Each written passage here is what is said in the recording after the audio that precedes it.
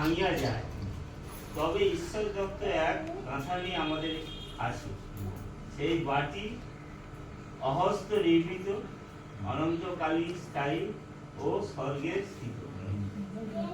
ঈশ্বরের ধন্যবাদ দিই। ঈশ্বর একটু প্রার্থনা করে। হে পবিত্র পবিত্র পবিত্র স্বর্গের বাহিনীগণের সদাপ্রভু, তোমায় ধন্যবাদ দিই, তোমায় গৌরব করি, তোমায় ধন্যবাদ দিই। তুমি আমাদেরকেই তুমি মনোনীত করেছো, তোমার পরিচয় দিয়েছো। তুমি আজকের এই বাক্যেতে আশীর্বাদ করবে প্রভু, কারণ আজকে এই 5,001 পদে যেটা দেখছি প্রভু, যেটা বুঝলাম প্রভু, যে তুমি আমাদের জন্য একটা তাবু, একটা অহস্ত নির্মিত, মানুষ সে বানায়নি প্রভু, তোমার বানানো, তোমার সেই গৃহ, সেই গৃহতে আমাদেরকে নিয়ে যাবে, সেটা অনন্তকাল স্থায়ী হবে। তাই প্রভু আমরা ওই গৃহে যেতে চাই, তুমি আমাদেরকে সেই মতো করে তৈরি করো প্রভু। আমরা জানি আমরা তোমার অনেক অবাধ্য হচ্ছি, পাপ অপরাধ করেছি প্রভু, আমাদের পাপ অপরাধ ক্ষমা করে দাও, আর তুমি যেখানে আছো সেখানে আমাদেরকে নিয়ে যাও প্রভু। কারণ তাই যিশু আমাদেরকে বলেছে যে প্রভু, যিশু বলেছে যে তোমাদের উদ্বিগ্ন না হোক, ভীত না হোক, কারণ পিতার বাটিতে অনেক বাসস্থান আছে, তোমাদেরকে সেখানে নিয়ে যাব, যদি না থাকতো তোমাদেরকে বলতাম না। তাই আমি যখন যাই তখন তোমাদেরকেও নিয়ে যাব। তাই প্রভু গো, আমরা বিশ্বাস করি তোমার এই বাক্যের এই প্রতিজ্ঞার কথা, তাই আমাদেরকে নিয়ে যাবে বলেছো, আমরাও সেই প্রত্যাশায় আছি। তাই তোমার উপর নির্ভর করে তোমার দেখানোর পথে চলতে চাচ্ছি, তুমি আমাদেরকে সাহায্য করো। তাই এখন যে বাক্য পড়বো সেই বাক্যতে বিশেষ বিশেষ আশীর্বাদ দান করো, দয়া করো। এই যে সভা আমাদের কয়েকজন ভাই বোনকে বসিয়েছ, একত্র করেছ, আমরা বিশ্বাস করি তুমি এখানে উপস্থিত আছো, কারণ তুমি বলেছো যেখানে 2-3 থাকে সেখানেই আমি থাকবো। তাই আমরা বিশ্বাস করি প্রভু, এখানে তোমার আশীর্বাদ তুমি আছো প্রভু।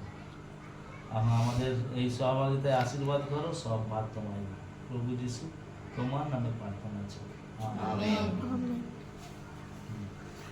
ওই যে ঘর বানানো আছে, মানুষ সেখানে বানানো, মানে অহস্ত নির্মিত, কোনো হাতের দ্বারাই নয়, কেউ বানায়নি, আর সেটা অনন্তকাল স্থায়ী, এবং সেটা স্বর্গেই আছে, আর অন্য কোথাও নেই।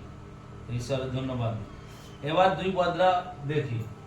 কারণ বাস্তবিক আমরা এই তাম্বুর মধ্যে থাকিয়া আত্মস্বর করিতেছি, ইহার উপরে স্বর্গ হইতে প্রাপ্য আবাস পরিহিত হইবার আকাঙ্ক্ষা করিতেছি। হ্যাঁ, ঈশ্বরের ধন্যবাদ দিই। সত্যি এই তাঁবুতে থেকে, এখানে থেকে আমরা আর্তনাদ করছি, এখনো তাই আমরা ঈশ্বরের কাছে এসে আর্তনাদ করছি, ঈশ্বরের কাছে ডাকছি যেন সেখানে যেতে পারি। তো এই তাঁবুতে থেকে, মানে এখানে থেকে আমরা আর্তনাদ করছি যেন সেই উপরে স্বর্গতে যেখানে যাওয়ার সেই আবাস পরিহিত আছে, তার আকাঙ্ক্ষা, সেখানে যাওয়ার আকাঙ্ক্ষা আমরা করছি। এখানে দেখতে পাচ্ছি, এখানে বলছে পরিহিত হইলে পর আমরা আর উলঙ্গ থাকিব না। মানে আমরা এই যে আমরা যে 2 পদে দেখতে পাচ্ছি যে আবাস পরিহিত হইবার আকাঙ্ক্ষা করতেছি, মানে এখানে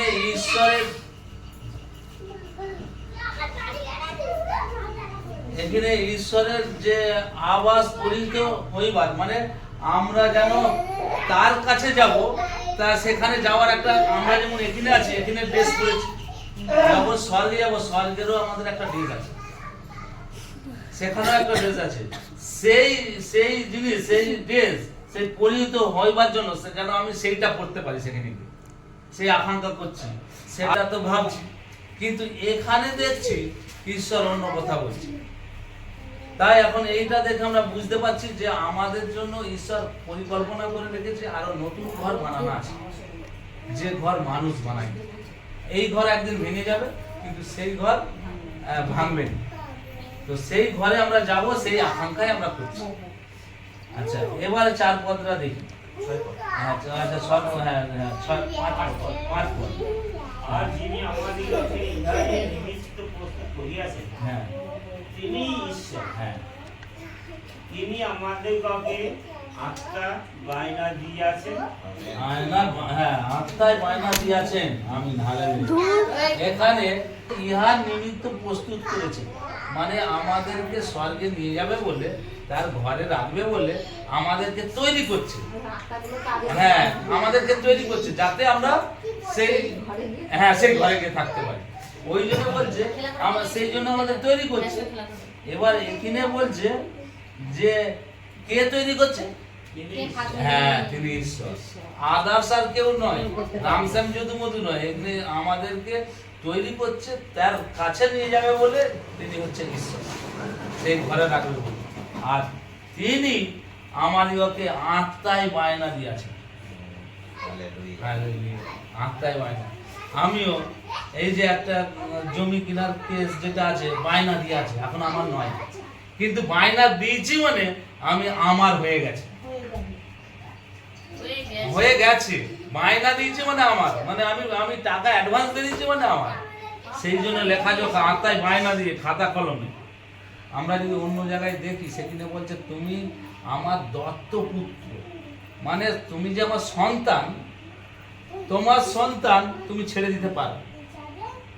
তুমি আবার বলে দিতে পারো, হয় তুই আমাকে দেখিনি, তুই তেজ্য পুত্র, যা খাতা কলমে লিখে তুমি সরকারকে বলে দিবে একার পুত্র বলেই মানবি। তোমার সন্তান তেজ্য পুত্র করতে পারো। আর যখন তুমি দত্ত নিবে, তখন ওই পেপারে অন্য লোকের ছেলেকেই যখন তুমি দত্ত নিবে, তাকে আর ছাড়তে পারবে, তাকে তেজ্য পুত্র করা যাবে না। কারণ সে একদম সেটা বায়না দিয়ে একদম স্ট্যাম্প মেরে লেখা আছে, মানে দত্ত, মানে দত্ত পুত্র বলে তোমাকে লেখাজোখা করা। আর ঈশ্বর আমাদেরকে বায়না দিয়েছে সেই দত্ত পুত্র লেখাজোখা করে, মানে আর আমাকে মানে যে এই পুত্র আর হাঁটাও, সেটা আর বলতে পারবে না। ঈশ্বর পার্মানেন্ট করে নিচ্ছে, মানে তুমি আমার সন্তান, মানে আমারই সন্তান, তোমাকে আর ছাড়াই যাবে না, ছাড়া যাবে না, তোমাকে একদম বায়না দিয়ে একদম খাতা কলমে লিখে নিন। তো ঈশ্বরের ধন্যবাদ দিই, আমরা সেই সন্তান। ওই জন্য আমরা তবু ঈশ্বরকে জেনে আমরা কতই না পাপ করি, কত পাপ করছি ঈশ্বরকে জেনে। কিন্তু যেহেতু আমাদেরকে বায়না দিয়েছে আর আমাদেরকে খাতা কলমে নিজে আমার সন্তান, তথাপি ওই জন্যই সে ধার্মিকতা হাত ধরে টেনে ধরে আছে। এই তোকে হারাতে দিলে হবে না, তুই আমার লোক, আমার সন্তান। যতই বেপথে যাবে তখন সে হাত ধরে টেনে নিয়ে আসবে, জানে না ওইদিকে বেপথে গেলে হবে না। তাই তো আমাদের মধ্যে বলি, মানে আমার মনের কথা আমি বলছি, আমাদের হরি আঙ্কেলের কথা নিয়েই বলছি। একদিন আমরা দুজনে আলোচনা করছি, হরি আঙ্কেল ঈশ্বরের অনেক আশীর্বাদ পেয়েছে, আবার ঈশ্বরের জন্য মার খেয়েছে, সেই জন্য ঈশ্বরও ঋণী হয়ে গেছে। আর সেও ঈশ্বরও তাকে ছাড়ছে না। হরি আঙ্কেল এদিক ওদিক কাটছে, ঈশ্বর তাকে টেনে আছে, এই এদিকায়, মানে ঈশ্বর তাকে বায়না দিয়ে দিয়েছে আগে। ঈশ্বর হরি আঙ্কেলকে আগে ওই বায়না দিয়ে দিচ্ছে, তোর আত্মা আমার বায়না আছে, তোর আত্মা এদিক ওদিক গেলে হবে না, যতই তুমি বেপরোয়া ঘুরো, তোমাকে আমাকে টানতে হবে। ঈশ্বরের ধন্যবাদ দিই তার এই সুন্দর বাক্যের জন্য। এটা ঈশ্বরের প্রতিজ্ঞা, আমাদের প্রত্যেকেরই, আমাদের সব নাম ধরে তিনি চিনে আমাদেরকে সব বায়না দিয়ে আছে, আমরা স্বর্গে যাবই। আর এই যাবই, ওই জন্যই আমরা আকাঙ্ক্ষাও করছি সেখানকে যাবো। ঈশ্বরের ধন্যবাদ। আচ্ছা, 6 পদ লেবার করি।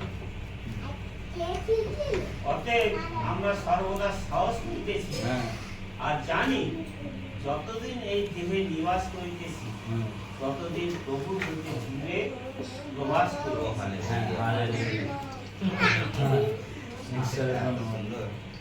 তাহলে এখানে এই বাক্যটা এমন ভাবে বলছে যে অতএব আমরা সর্বদাই সাহস করতেছি আর আমরা জানি, যতদিন এই দেহ নিবাস করতেছি, যতদিন আমরা এই দেহতে এই পৃথিবীতে আছি, ততদিন ঈশ্বর থেকে আমরা দূরে আছি, বাবার কাছ থেকে দূরে আছি। তাহলে এখন আনন্দের বিষয়, এই বাক্য আমাদের এইটাই বলছে যে কৃষ্ণ ভাই যে চলে গেছে ঈশ্বরের কাছে এটা আনন্দের বিষয়, যে এতদিন ঈশ্বরের কাছ থেকে দূরে ছিল এখন ঈশ্বরের কাছে গেছে। তার মানে কত আনন্দের বিষয়। আর এই আকাঙ্ক্ষাই তো আমরা করছি, এই আকাঙ্ক্ষাই তো আমরা হ্যাঁ হ্যাঁ এই আকাঙ্ক্ষার জন্যই তো আমরা দৌড়তেছি। আমরা তাই তো সব সেখানে সব ঘর বাড়িতে সবাই বলে কোথায় চলে যাচ্ছে, আমরা এই আকাঙ্ক্ষাতে চলে এসেছি। তো ঈশ্বরের ধন্যবাদ দিই। তো এবার 7 পদটা দেখি। কেননা আমরা বিশ্বাস দ্বারা চলি, হ্যাঁ বাহ্য দৃশ্য দ্বারা নয়। হ্যাঁ তাহলে সবাই পৃথিবীর মানুষ সব বাহ্যিকটা দেখে। পৃথিবীর মানুষ আগে বাইরে দেখছে সব সময় আলোর কায়দা, যেখানে আলো সেখানেই চলে যায়। সব যে বাইরের জিনিসটা না দেখতে পেলে তারা মানে কোনো জিনিস দেখতে চায়। আর হ্যাঁ আর ওই জন্য সবাই চিহ্ন খুঁজবে, দেখবে, মানে না হলে ঠিক বিশ্বাস করা মুশকিল। আর এখানে কিন্তু আমরা যদি সত্যি যিশুকে বিশ্বাস করি, সত্যি ঈশ্বরের মানে আশীর্বাদ, ঈশ্বরের উপর নির্ভর করে ঈশ্বরকে বিশ্বাস করি, তাহলে এখানে এই বাক্যটা আমাদের জন্য। কেননা আমরা বিশ্বাস দ্বারাই চলি, বাহ্যিক দৃশ্য দ্বারাই নয়। বাইরে কি দেখলাম এই জন্য আমাদের ঈশ্বরকে দেখা যায়নি, কিন্তু আমরা মানে বিশ্বাস দ্বারাই যে এই পাখা চলছে, ঈশ্বর যে আমার সঙ্গে উপস্থিত আছে এই অনুভূতিটা আমরা বুঝতে পারবো। হ্যাঁ ঈশ্বর বুঝাবে, কারণ যখনই আমরা এই বাক্য বলবো, যখন আমরা যদি বিশ্বাস দ্বারা চলি, তখনই আমরা ঈশ্বরের উপস্থিতি আমরা বুঝতে পারবো। ঈশ্বরের ধন্যবাদ। 8 পদ আমরা সাহস করিতেছি এবং দেহ হইতে দূরে প্রবাস প্রভুর কাছে নিবাস করা অধিক বাঞ্ছনীয় জ্ঞান করিতেছি। হালেলুয়া। হ্যাঁ একই কথা বলছি। এবার আমাদের গর্বের বিষয়, আমরা এই জন্যই অপেক্ষা করছি কখন আমরা ঈশ্বরের কাছে যাবো, কখন আমার কৃষ্ণ ভাই যেখানে গেছে, আমার যেখানে বাবা গেছে, তখন কখন যাব, তাদের সঙ্গে দেখা হবে। বাইবেল বলছে যে আত্মা চলে গেছে বলে তাকে ভুলে গেছি, গিয়ে কোথাও চিনব নি এমন নয়, সেখানে গিয়ে আবার দেখাই হবে, দেখা হবে। ঈশ্বরের ধন্যবাদ। 9 পদ দেখি। আর এই কারণ আমরা লক্ষ্য রাখিতেছি নিবাসে থাকি প্রবাসী হই, যেন তাহারই মানে বলছে এবারে সাধু পৌল বলছে ভালো করে তোমরা জানো বুঝো এখানেই থাকি আর যেখানেই থাকি যেন প্রভুরই হই, মানে প্রভুরই হই, মানে প্রভুর সঙ্গেই যেন থাকতে পারি।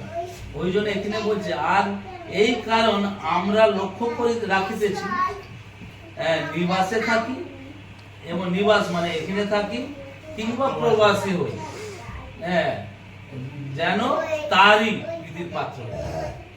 আমি যেখানেই থাকি না কেন আমি যেন ঈশ্বরেরই প্রিয় পাত্র, মনের মতো হই। ঈশ্বরের ধন্যবাদ। তারপরে 10 পদ দেখি। কারণ আমাদের সকলকে খ্রিস্টের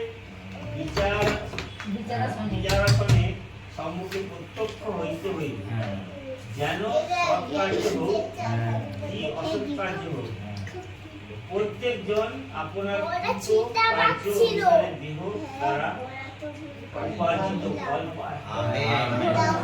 খুব সাবধান। সাবধান। এখানে এই বাক্য ওই যে কাল সেবলা বলছিল সবকিছু একটা কন্ডিশন, ঈশ্বর একটা কন্ডিশন করে রেখেছে। তুমি যদি এইভাবে চলো, যদি এইভাবে চলো তাহলে এইটা পাবে, আর যদি না চলো তাহলে ওইটা পাবে।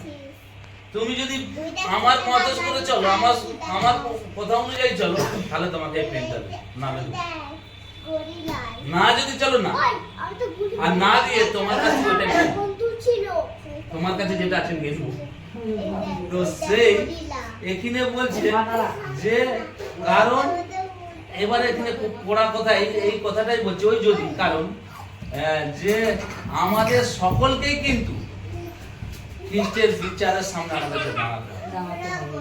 সে তুমি যিশুকে বিশ্বাস করো আর না, আর ভালো কাজ করো আর মন্দ কাজ করো, সবাইকে খ্রিস্টের বিচারের সামনে দাঁড়াতে হবে।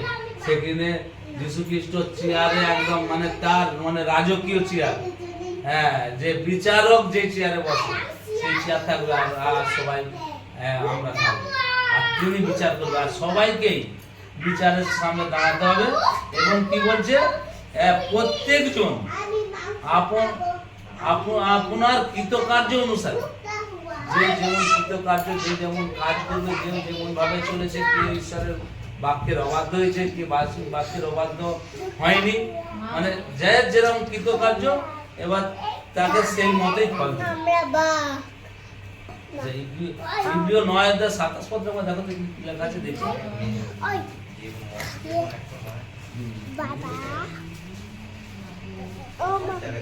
আমার বাবা ইব্রিয় 9:27।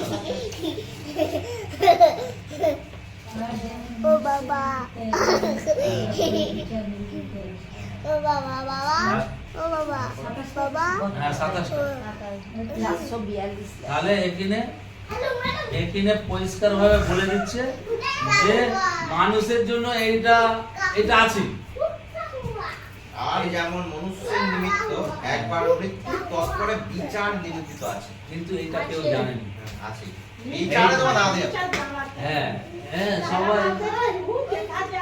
সবাই জানে বিচার, আমাদের আবার বিচার আছে, মরে যাওয়ার পর আবার বিচার, আমার যেমন হ্যাঁ আবার জন্ম অনুভব, হ্যাঁ আজ আমরা এটাই জানি। আবার বিচার। কিন্তু এই ভবিষ্যৎবাণী, এই বাক্য আমাদেরকে জানাচ্ছে, বলে যে তোমার একবার তো মৃত্যু আছে, তারপরে বিচার আছে, আর ওই বিচারের পরেই তোমাকে নির্ধারণ করবে সেই দ্বিতীয় মৃত্যুর অংশীদার হবে কিনা। তো আমরা সেই দ্বিতীয় মৃত্যুর অংশীদার না হই, প্রথম মৃত্যু সকলেরই হবে। কারণ বাইবেল বলছে যে প্রথম মৃত্যু না হলে কেউ এই মানুষের শরীর নিয়ে আমার কাছে যেতে পারবে না, স্বর্গরাজ্যে কেউ পাবেন। দুজন গেছে, দুজন জীবন্ত গেছে। কে কে? এলিও। যাই হোক, ঈশ্বরের ধন্যবাদ দিই। আচ্ছা, তো আমরা এখানে আজকে দেখতে পেলাম, তো আমাদের ঈশ্বর একটা সুন্দরভাবে গৃহ করছে, আর সেই গৃহই আমরা যাব। তাই আমরা যে এই বাক্য শুনেছি, দেখছি, বিশ্বাস করি, হ্যাঁ, কারণ বিশ্বাস দ্বারাই আমরা চলি, বাহ্যিক বিষয় আমরা দেখিনি, বিশ্বাস দ্বারাই আমরা চলি। আর আমরা এই বাক্য বলছে আমাদেরকে সেখানে ঘর আছে, আমাদেরকে নিয়ে যাবে, তোমাদেরকে বায়না দিয়ে দিবে, তোমাদের চিন্তা নেই। আর আমরা হচ্ছে সেই বায়নার লোক, হ্যাঁ, কেউ ওই বায়না পায়নি, হ্যাঁ, আমাদের বায়না দিয়ে দিয়েছে, আমরা কনফার্ম যাবই, কারণ বলছে তুমি আমার, যিশু বলছে আমি তোমাকে, যিশু বলছে আমি তোমাকে আমার রক্তের মূল্য দিয়ে কিনেছি, মানে বায়নাটা দিয়েছি, অমনি টাকা পয়সা দিয়ে তোমাকে কিনে নিই, রক্ত দিয়ে, আমার পবিত্র রক্ত দিয়ে তোমাকে বায়না দিয়েছি, কিনে নিচ্ছি, তুমি আমার।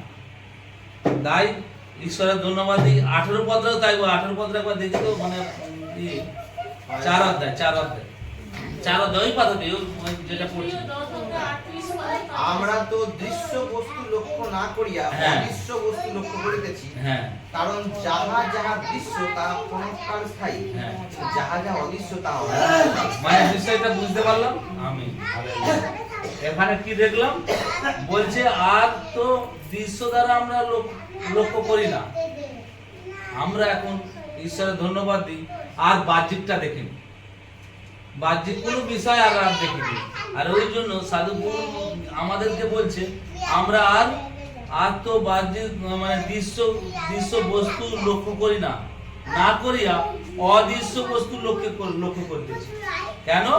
কারণ যাহা যা অদৃশ্য তা ক্ষণকাল, যাহা যা দৃশ্য সেটা ক্ষণকাল স্থায়ী, যেগুলো দেখা যায় সবকিছু দৃশ্য সব সেগুলো একদিন চলে যাবে, বিলীন হয়ে যাবে, লেগে যাবে। তারা হচ্ছে ক্ষণকাল, মানে তুমি যাই করো না কেন, তুমি পুজো আর্চা করো আর যা কিছুই করো, যা কিছু পৃথিবীতে আছে, তুমি যেখানেই যাবে সেটা ক্ষণকালের জন্য। আর অদৃশ্য যে আর অদৃশ্য হচ্ছে তার ক্ষয় নেই, অনন্ত জীবন স্থায়ী, অনন্ত জীবনের জন্য। আর আমরা যার ক্ষয় নেই, অদৃশ্য জিনিস বিশ্বাস করি মানে যার ক্ষয় নেই সেটা অনন্ত জীবনের জন্য। ঈশ্বরের ধন্যবাদ দিই। তো ঈশ্বরের এই আপন বাক্যে